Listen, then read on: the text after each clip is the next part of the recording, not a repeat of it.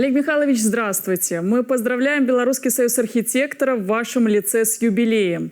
Кстати, когда Союз принимает поздравления, какие чаще других звучат? Его поздравляют как хранителя ценностей, как носителя культуры архитектурной, которая перекочевала в наше время из советского прошлого. В основном вот такая тема звучит.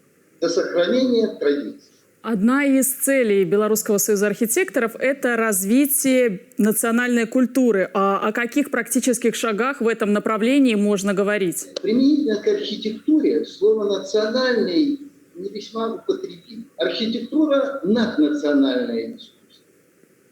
Отдельные черты национальной архитектуры можно разыскать, пожалуй, только в традиционном жилье, ну и культовой архитектуре, в строительстве культовых зданий. Но здесь все так намешано, связано с долгими тысячелетиями наших взаимодействия с нашими соседями, с братьями, славянами, с католицизмом, что вычленить национальное порой недостаточно сложно. Хорошая архитектура, она многонациональна. Гауди, он испанскую архитектуру создавал, а Хундервассер австрийскую? Нет, конечно. Это просто были выдающиеся мастера своего дела, и в этом внесли свою лепту в мировую архитектуру. Нам нужно идти по этому пути. Олег Михайлович, насколько представители вашей профессии творчески свободные люди? Ведь создание любого городского объекта зависит от многих факторов. Не только от многих факторов, а от многих мнений, многих влияний зависит профессиональная деятельность архитектора. Самое сложное в нашем искусстве – это найти компромисс. Компромисс между, прежде всего, заказчиком, который заказывает нам работу, тем, кто будет эксплуатировать этот объект, населением, которое окружает этот объект или живет в нем, и обществом. Это требование общества к формированию среды, создаваемой объектами.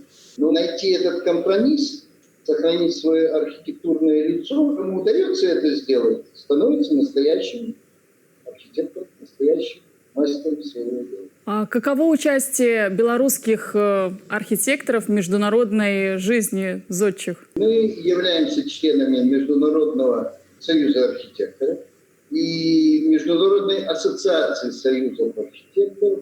Участвуем в мероприятиях, которые проводятся в этих странах. Нас уважают, знают в мировом архитектурном сообществе, и мы пытаемся поддержать эту марку. Всегда ли осознанно приходят ребята в студию детского творчества при Союзе? Многие из них, повзрослев, выбирают архитектурную стезю. Несложно представить, что в 7, 6, а чаще всего и 4, и 5 лет ребенок осознанно пойдет заниматься каким-то творчеством. Главное в этом юном возрасте максимально попробовать многое из того, что формирует в дальнейшем личность человеческую. А станет ли он потом архитектором? И вы знаете, не столь это и важно. Главное, что это оставляет след в жизни и формирует их, в том числе, творческое сознание. Какими проектами и мероприятиями отмечен для Белорусского союза архитекторов юбилейный год? Мы надеемся, что в конце 3-го, начале 4-го квартала нам удастся провести некоторые мероприятия, связанные в основном с работой клуба молодых архитекторов, ассоциации студентов-архитекторов есть в Союзе архитекторов.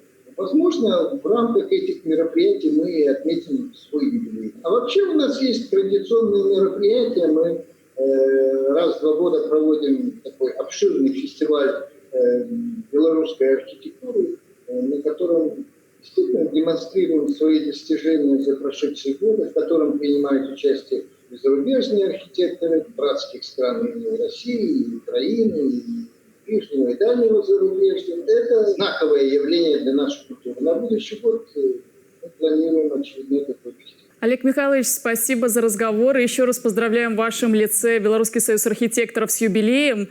И благодарим всех наших белорусских архитекторов за то, что они делают облик нашей страны красивым.